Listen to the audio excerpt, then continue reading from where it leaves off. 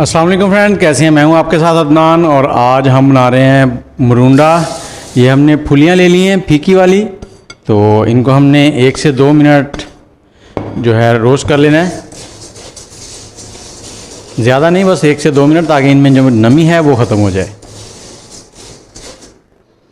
ये जी इन्हें हमने रोस्ट कर लिया। ये देखें बिल्कुल ऐसे होनी शुरू हो गई हैं भुरभुरी, इनमें नमी नहीं रही बिल्कुल। अब हम थोड़ा सा गुड़ लेंगे।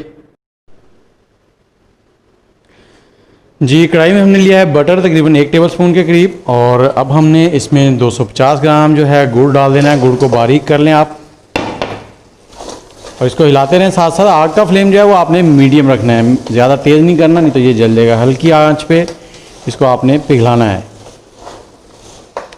और बटर की जगह पे आप घी भी इस्तेमाल कर सकते हैं या देसी घी भी इस्तेमाल कर सकते हैं। और सर्दियां आ रही हैं फ्रेंड्स, सर्दियों में रातें जो हैं वो लंबी होती हैं, तो शाम में अक्सर हम टीवी पर अपना पसंदीदा सीरियल देख रहे होते हैं। तो सीरियल देखते वक्त अगर साथ में मरूंडा मिल जाए तो क्या ही कहने, खाने का मज़ा ही दुबाला हो जाता है। और इसके साथ साथ अगर मूंगफली हो और ये मरूंडा मीठा मीठा सा, तो भी बहुत मज़ा आता है। और इस वक्त खुशबू तो बहुत ही प्यारी आ रही है, ऐसे लग रहा है जैसे मैं किसी गन्ने के खेत में आ गया हूँ। और यहाँ पर गुड़ बन रहा है, बेलना चल रहा है बैल से, और बहुत ही प्यारी प्यारी सी खुशबू आ रही है।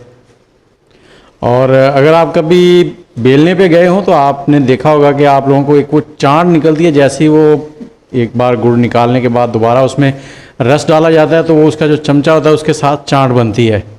तो वो हम बहुत शौक़ से खाते थे। अगर आपने भी खाई है तो ज़रूर बताइएगा।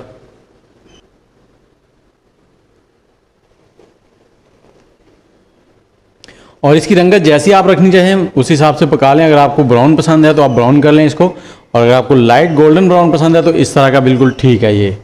तो अब हम क्या करेंगे, चूल्हे का जो फ्लेम है उसे बंद कर देंगे, और इसमें जो हमने फुलियाँ थी उनको फ्राई किया था वो डाल देंगे, और इनको अच्छे से स्टर कर देंगे ताकि ये सारी मिक्स हो जाएं।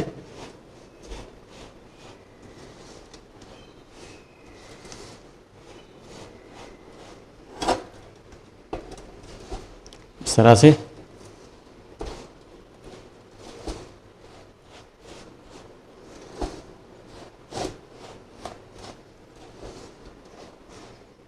जी ये सारी मिक्स हो गई। अब इनको एक प्लेट में निकालने और इनका थोड़ा सा ठंडा होने का इंतज़ार करेंगे।